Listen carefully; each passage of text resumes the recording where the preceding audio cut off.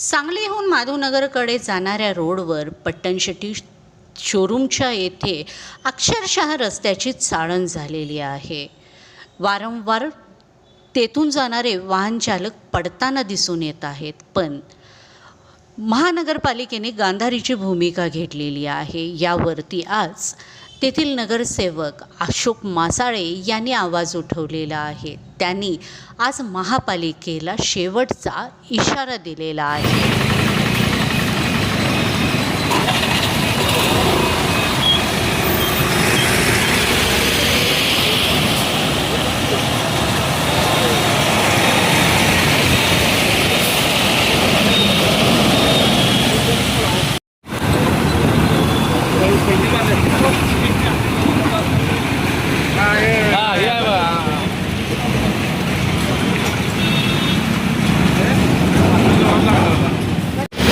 College corner व इकडं bypass road या एरियामध्ये पाण्याचा ढोह मोठ्या प्रमाणात साचला आहे आणि इथं प्रशासनाला वारंवार पत्र देऊन मुरुम टाकायला सांगून प्रशासन डोळेझाक करायला लागले। इथं नागरिक उमेश जोशी डॉक्टर यांच्यात आता एक पेशंट ॲडमिट करून आलो। या चौकात गाडी अडकून एक लेडीज पडली आणि बरोबर 2 शाळकरी मुलं होती। त्याचं जर काय नुकसान भरपाई जर काय झाली तर ती महापालिकेची जबाबदारी राहील।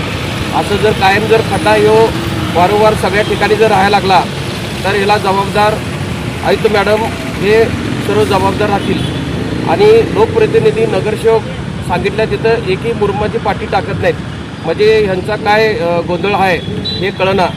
कोट्यवधी रुपये निधी येतो, हा निधी कुठं जातो आहे ह्याची सखोल चौकशी व्हावी उच्च स्तरी। आणि लोकप्रतिनिधी आमदार खासदार यांनी पालकमंत्री यांनी सांगलीकडे जरा पूर्णपणे डोळे उघडून जरा बघावे, सांगलीचं काय हाल चालू आहे। थोडा एवढा छोटासा पाऊस पडला तर सांगलीचा हाल व्हायला लागले, तर आणि मोठे पाऊस पुढे आहेत तर त्या पावसात सांगलीचं किती हाल होईल ही जनतेने जाणून घेऊन इथून पुढच्या काळात कोणाची पाठीशी राहावं हे जनतेने विचार करावा। जय हिंद, जय महाराष्ट्र।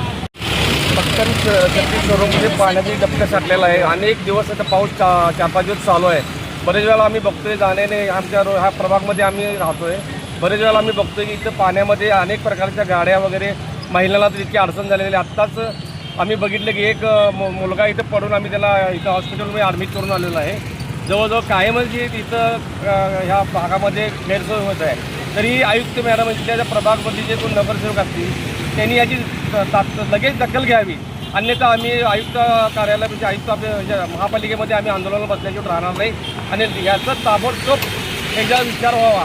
कारण ही इथं जी गैरसोय चाललेल्या गाड्यांची सुद्धा इथं गाड्या जाताना सुद्धा वाकड्या तिकड्या होत्या। ती गाडीची जर पलटी मारली तर त्याची जीवितहानी जर एखाद्याची झाली तर ती नुकसान भरपाई कोण देणार याचा महापालिकेने अत्यंत काळजीपूर्वक विचार करून इथे जी काही इथं जी अडचण आहे ती दूर करून इथं मुरुम टाकून रस्त्याचं काम ताबडतोब करावं ही विनंती।